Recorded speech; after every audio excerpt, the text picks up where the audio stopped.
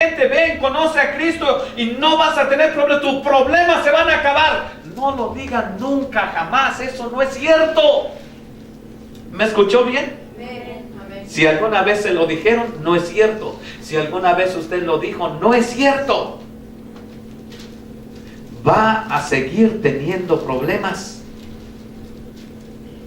Pero Dios hará una diferencia. Ahora, ¿por qué ellos tenían tanto temor? ¿Por qué estaban tan temerosos, se sentían atrapados? Usted sabe que las tormentas no duran mucho tiempo. Está la tormenta y por más fuerte que sea la tormenta, un día se va a quitar. Amén. Amén. Amén, hermano. Amén. Por más fuerte que sea su necesidad, un día se va a terminar. Por más fuerte que sea su debilidad, un día se va a acabar. Por más fuerte que sea el problema, un día se va a acabar. Y usted va a estar del otro lado. Y va a poder voltear hacia atrás y va a decir, ¿por qué me espanté tanto? ¿Sí? A lo mejor va a decir, ay, ¿y por qué llamé a esta persona? Me hubiera esperado. Too late. La reacción siempre va a ser esa. Es más, cuando se le descompone algo en la cocina, una manguerita se le descompone, llama al plomero, viene el plomero, $80, le paga $80. Y le dice el esposo, ¿qué hizo el plomero cuando vino? Dice, solo desdobló la manguera. ¿Sabe que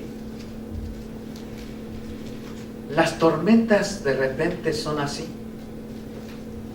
Pero de repente nos vemos tan abrumados que nos llenamos de temor y de desesperación, más cuando sabemos que Cristo debiera estar ahí y físicamente no lo miramos.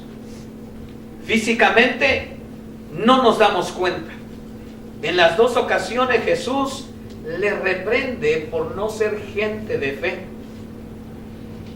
por no creer en la posibilidad de que Dios podía ayudarles, por no correr a Él, por no confiar en Él. ¿Cuál es la consecuencia de no confiar en el Señor, hermano? El desgaste físico. Cuando no confiamos, nos desgastamos. Porque hacemos con nuestra fuerza todo lo posible por salir adelante. Así estaba Pedro. Así estaba Juan, Andrés, Jacobo, Bartolomeo, Simón, Judas. Así estaban. Estaban que jalaban una cuerda, jalaban otra y le decía, párate tú que estás más gordito de ese lado para que se anivele la barca. Hermano, y de todo modo la barca se movía. ¿Por qué? Porque estaban en su intento logrando hacer las cosas. Cuando una persona, en lugar de confiar en Dios, intenta por su fuerza salir adelante, va a tener un desgaste. Un desgaste que no era necesario, pero que le va a causar o le va a traer una consecuencia más adelante. En el asombro hay dos reacciones diferentes en los dos capítulos.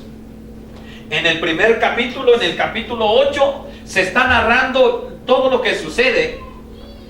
Jesús está durmiendo y van y lo despiertan. Jesús, levántate, ayúdanos, porque si tan solo estuvieras afuera y nos ayudaras a jalar una cuerda, lograríamos mantener el balance. Y Jesús estaba descansando.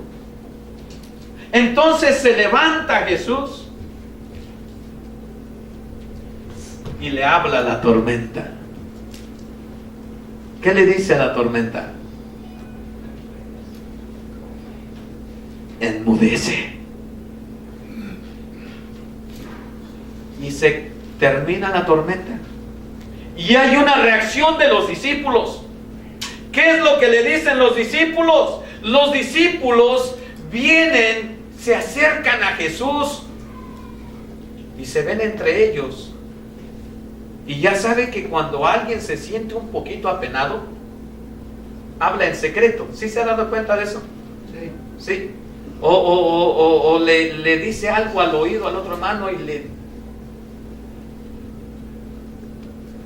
se acerca a Tomás, a Juan, me imagino, y le empieza a decir: ¿quién es este hombre que aún el viento y el mar le obedecen?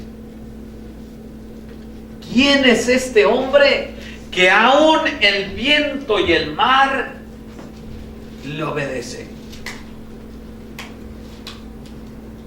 Ahora, nosotros meditamos bajo un tema importante. Jesús desafía nuestra fe. Jesús desafía nuestra fe. La grandeza de Dios la conocemos. La fuente inagotable que es esta porción de las Sagradas Escrituras. Hermano, podríamos estar predicando de diferentes temas, porque tiene mucho de dónde hablar, tiene muchas enseñanzas, tiene muchos temas. Es una fuente inagotable. Ahora, cuando nosotros estamos mirando eso, nosotros miramos a un hombre que se da cuenta de que Jesús tiene una autoridad tan impresionante que aún la naturaleza tiene que obedecerle. La pregunta entre ellos es: ¿quién es este que aún el viento y el mar le obedecen? Ahora, cuando nosotros leemos el capítulo 14, la misma narrativa, es un acontecimiento similar. Están allí, están en el mar, pero hay una diferencia. La Biblia dice que cuando está la tormenta, de repente aparece un fantasma. Le voy a decir algo para que lo sepa. Amén, porque es muy posible que en alguna ocasión lo escuche. La gente que no cree que esto es palabra de Dios, dice que Jesús no caminó en el mar, que Jesús caminaba sobre un banco de arena. ¿Qué es un banco de arena? Cuando está la playa, hay porciones donde está cubierto de arena a una extensión larga, y el agua entra y se ve el agua realmente, pero solamente tiene una profundidad de 1 pie o 2 pies, y a eso lo llaman bancos de arena. Pero no hay bancos de arena que se extiendan kilómetros, y esto aconteció a 6 kilómetros de distancia aproximadamente. Ahora, ¿tenía Pedro experiencia en manejar una embarcación en medio de una tormenta? Sí la tenía. ¿Tenía la capacidad de salir adelante? Sí la tenía. ¿Sabe qué no tenía? No tenía capacidad de lidiar con la imagen de un fantasma que se paseaba sobre el mar. No sabía cómo hacerlo. No sabía qué decirle. La gente se acercaba y se dirigía a él, porque él era el líder, él era la persona que dirigía. Qué importante es cuando nos damos cuenta que podemos discernir las cosas por parte de Dios. Y podemos saber que lo que está pasando porque Dios quiere o porque el enemigo ha querido levantarse en contra de la iglesia. Y entonces podemos orar. Anoche le decíamos a los jóvenes, a los adolescentes, Dios los levantó para preservación de vida.